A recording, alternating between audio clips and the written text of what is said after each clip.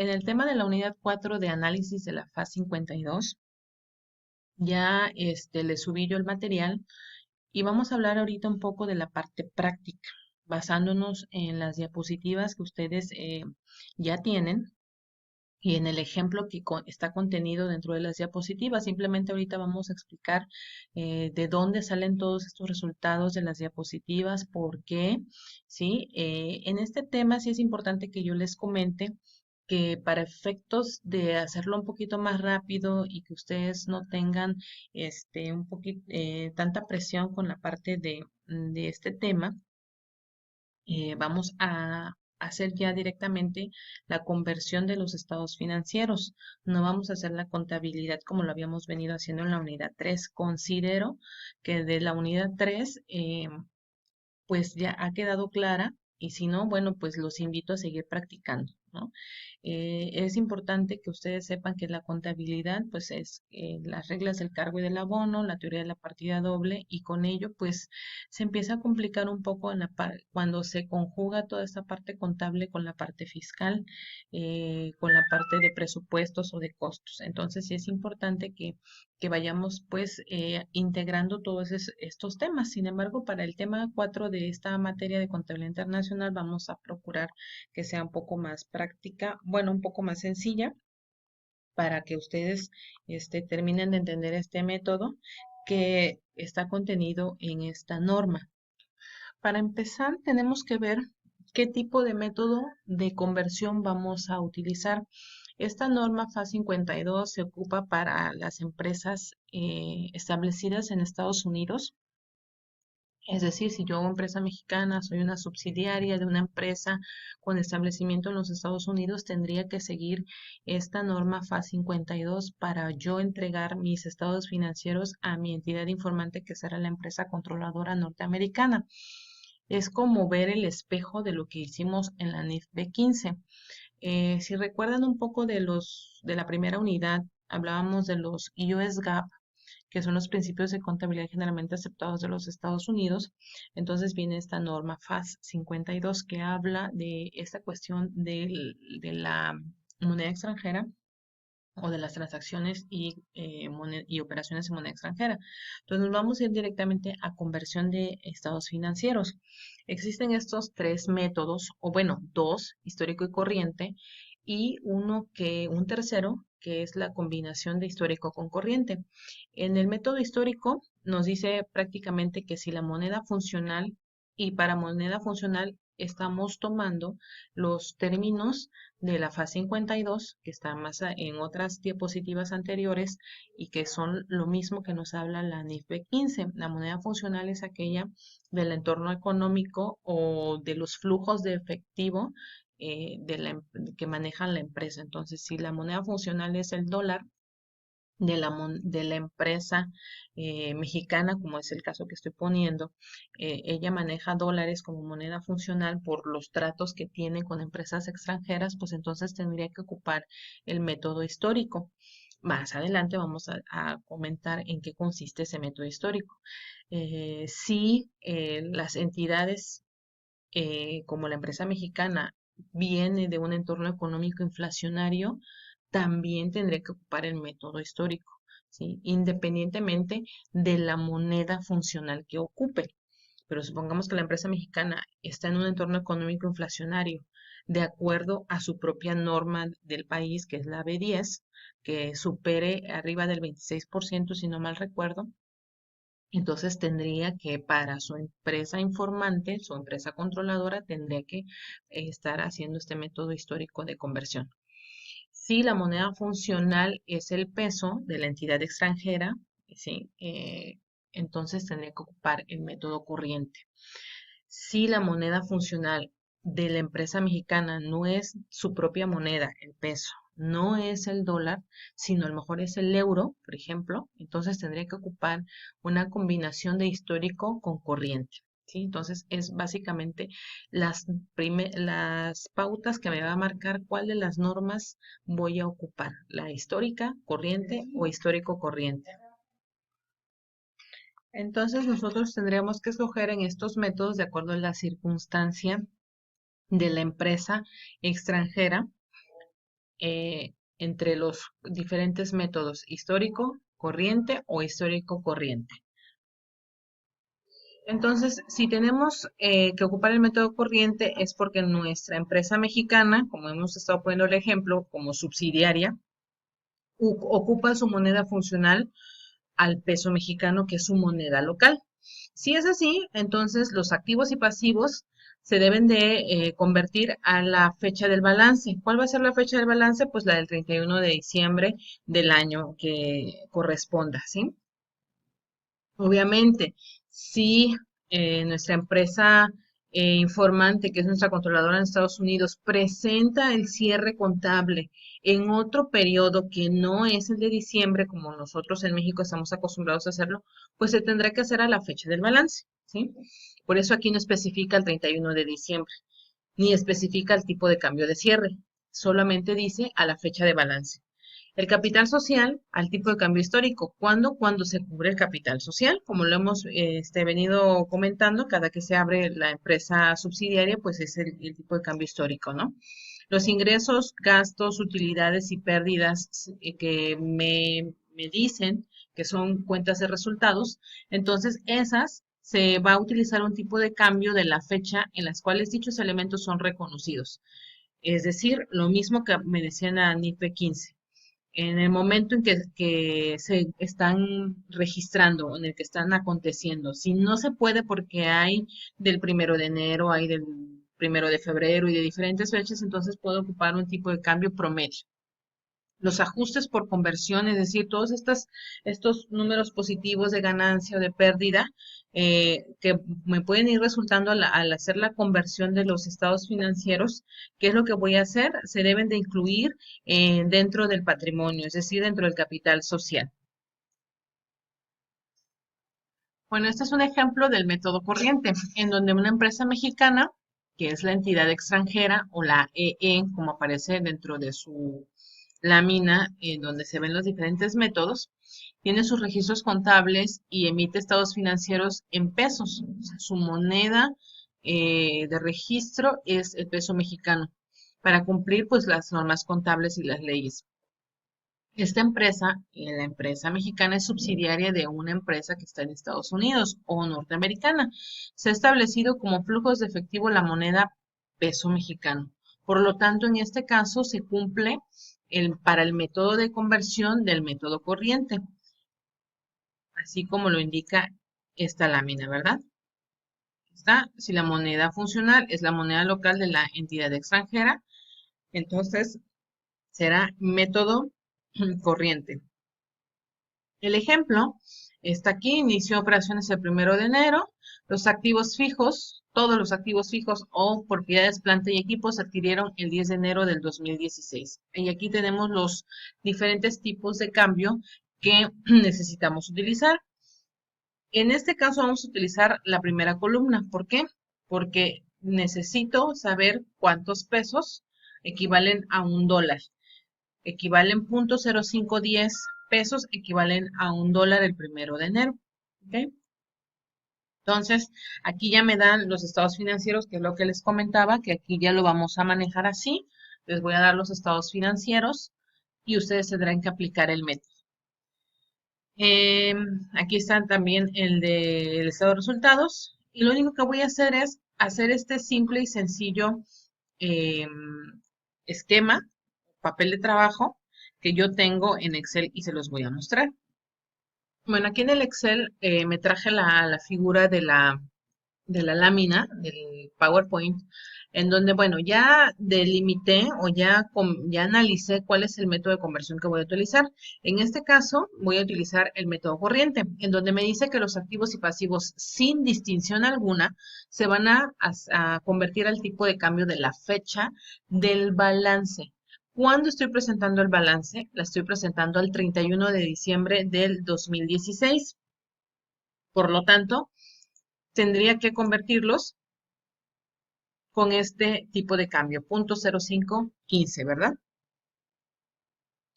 Ok, entonces lo voy a aplicar este tipo de cambio a todos mis activos y pasivos sin distinción alguna.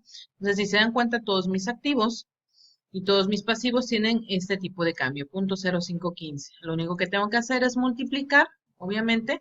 Ya están clasificadas mis cuentas del balance general en debe y haber. Lo mismo, pues va a pasar para los dólares, ¿verdad?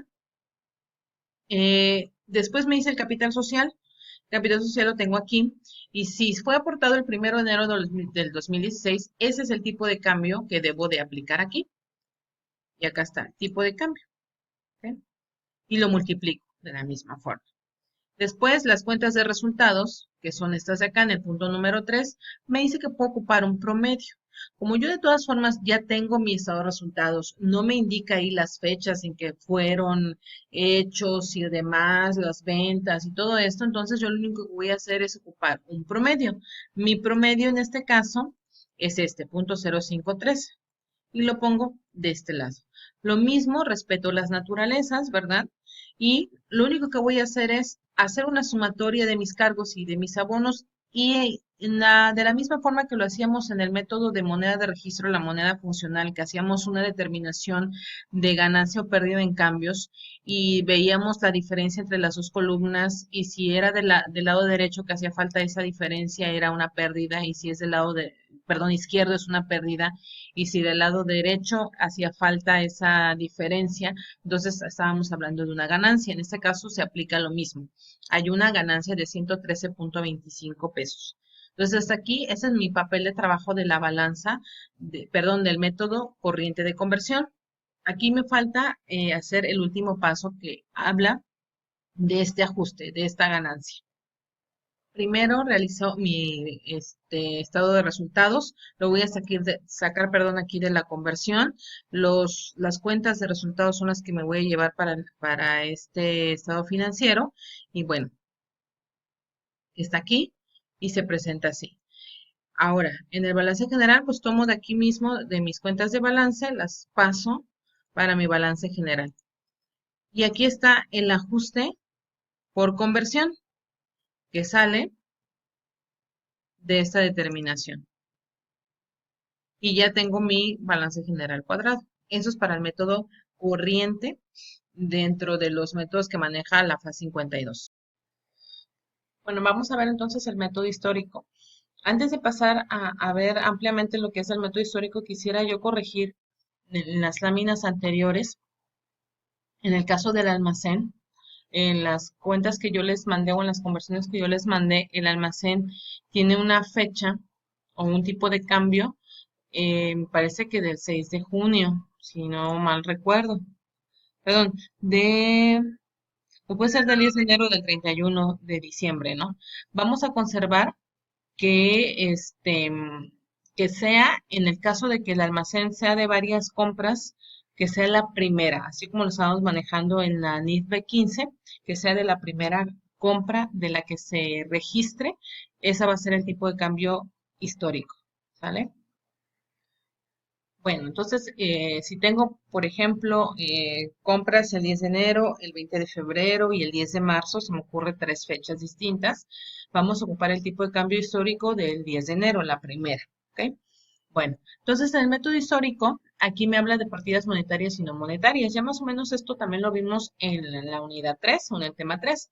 Entonces vamos a estar haciendo la diferencia entre ellos de la misma forma. Solo para volver a comentar lo del método histórico, perdón, se va a ocupar cuando, ¿sí?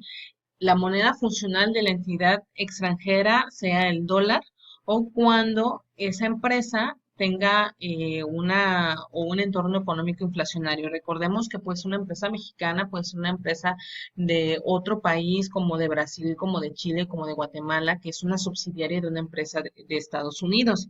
Entonces ellos, a lo mejor la empresa de Brasil ocupa la moneda funcional de la empresa controladora, que es el dólar, entonces tendría que aplicar el método histórico y no el corriente que vimos anteriormente.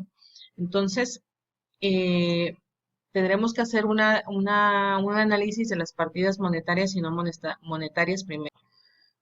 Bueno, entonces las partidas monetarias, el tipo de cambio corriente, ya sea de activo o de pasivo, se van a convertir al del cierre del ejercicio. A eso se refiere con tipo de cambio corriente. En el punto número 2 me dice que las partidas no monetarias, como la de almacén, como las de los activos de propiedades, planta y equipo, se van a convertir al tipo de cambio histórico, es decir, el tipo de cambio en el que fueron adquiridos o en el que se fueron registrados por primera vez dentro de el ejercicio a través de los asientos de diario. El número 3 habla de las cuentas de resultados. Los ingresos, costos y gastos van a ser al tipo de cambio de la operación o al tipo de cambio promedio como lo hemos estado haciendo.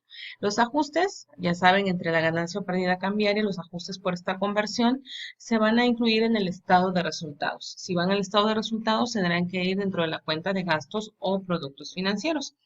Entonces, ya una vez que vimos esto, en la siguiente diapositiva me habla de una empresa mexicana que es la subsidiaria, emite todo lo que son sus estados financieros individuales a través de su moneda local, su moneda nacional, que son los pesos, pero esta empresa es subsidiaria, como lo comentaba, de una empresa en Estados Unidos, que esta es la controladora. Los flujos de efectivo de la empresa mexicana son en dólares.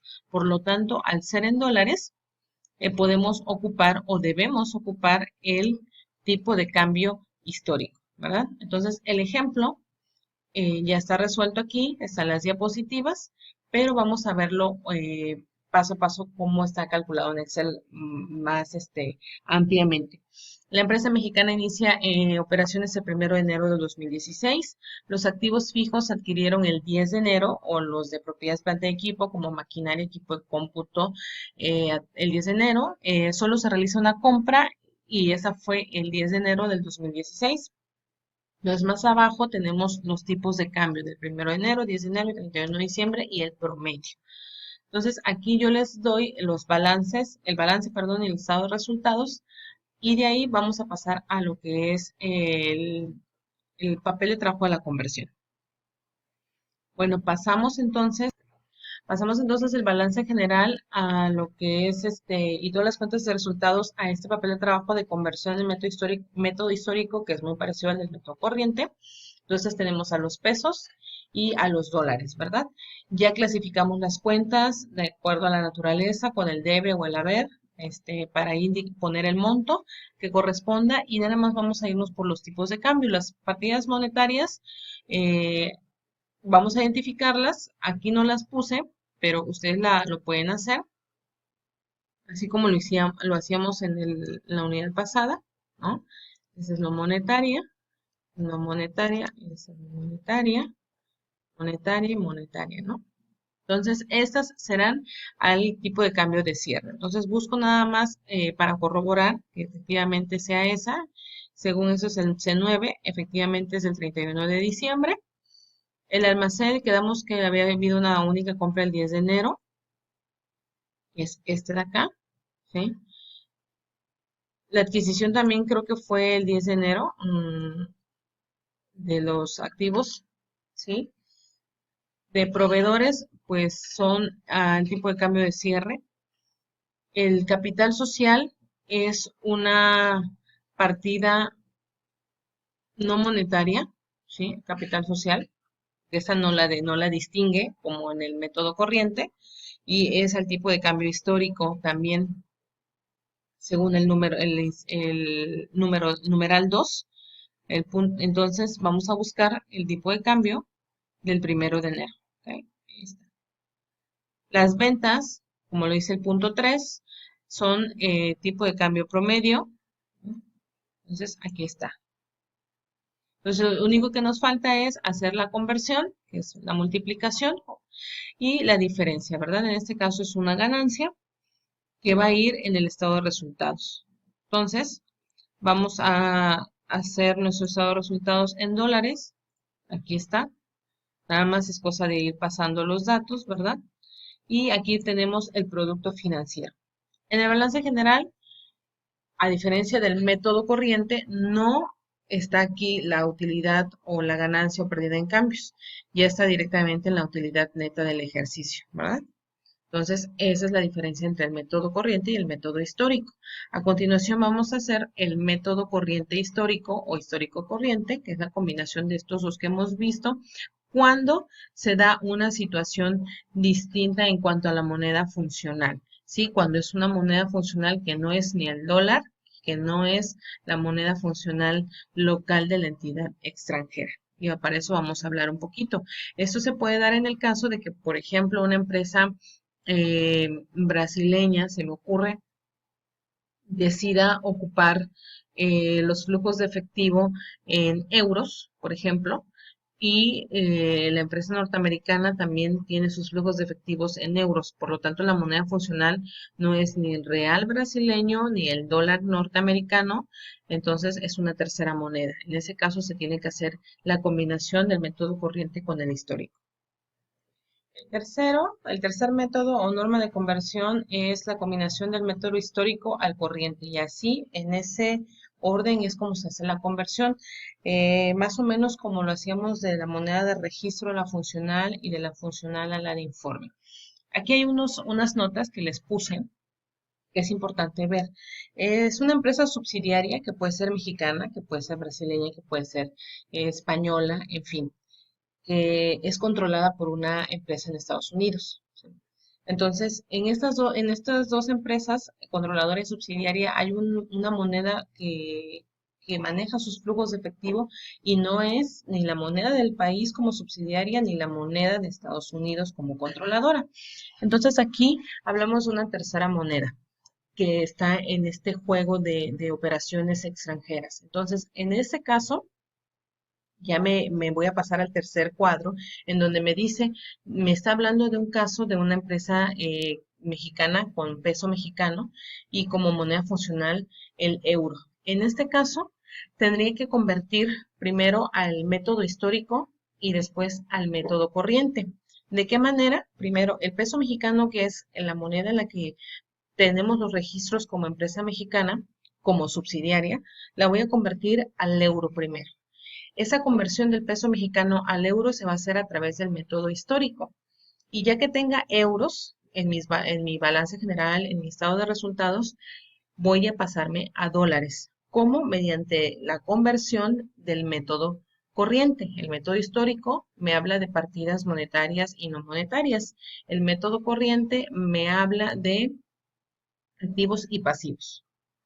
Entonces, moneda de registro de la entidad extranjera se va a convertir a la tercera moneda, que no es de ni una empresa ni de la otra, al método histórico. Ya convertida se va a pasar a la moneda de la empresa controladora a través de la norma de conversión corriente, ¿sí? O método corriente. Entonces, en este ejemplo, estamos ocupando que es una empresa mexicana, sí que mantiene sus registros y toda esta situación en pesos mexicanos y que la moneda funcional es el euro. La empresa mexicana inicia operaciones en 2016, los activos se adquieren el 10 de enero, los de propiedad, planta y equipo, y nada más hay una compra el 10 de enero. Aquí están los tipos de cambio que vamos a usar en cada uno de los métodos. La primera columna es para el primer método histórico y después para el método corriente. Yo les presento aquí los estados financieros y nos vamos a pasar a Excel para la conversión y los tipos de cambio. Bueno, en la primera conversión, que es el método histórico, vamos a pasar de pesos a euros, así como lo estamos viendo aquí, de pesos a euros. Los tipos de cambio son de acuerdo a las fechas que están establecidas en las diapositivas. De ahí les solicito, por favor, que pues ustedes vayan comparando. Si hay algún error, pues también lo pongan en comentarios.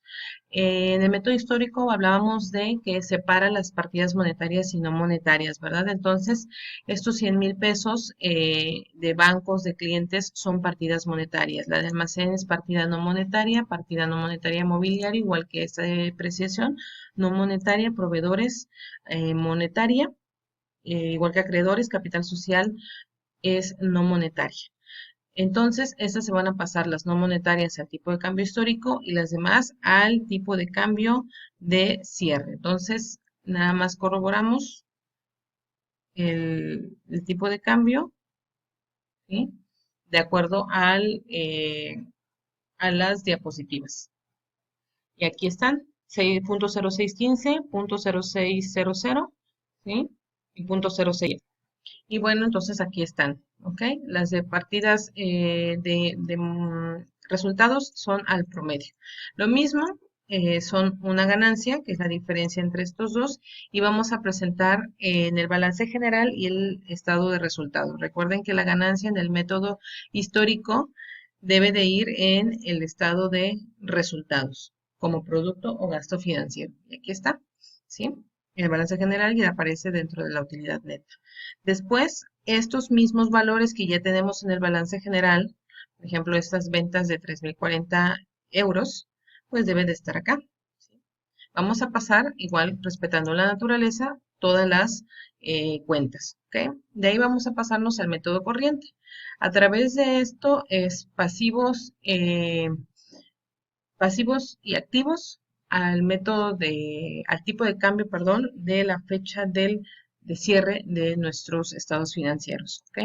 Entonces debe ser de 1.20. Y lo mismo para los de capital, se respeta el del tipo de cambio histórico y promedio para lo que son resultados.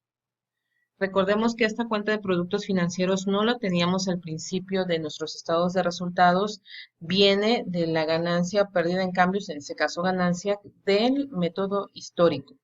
Ahora ya en el método corriente ya tenemos los resultados, igual determinamos una ganancia o pérdida en cambios y hacemos nuestros estados financieros. En esta ocasión, esta ganancia o pérdida tiene que ir en el balance general. Y aquí está, ajuste por conversión 1390.51. Y aquí está. Y ya se pasan las demás cuentas. Recuerden que tenemos que tener sumas iguales y nuestro estado de resultados tiene el mismo producto financiero que teníamos de haberlo obtenido en el método histórico, ¿verdad? Entonces, bueno, esperando que esto haya que fue un poco rápido, pero creo que es bastante sencillo. Entonces, cualquier duda o comentario lo pueden dejar abajo, ¿sí? O comentarlo a través de la plataforma.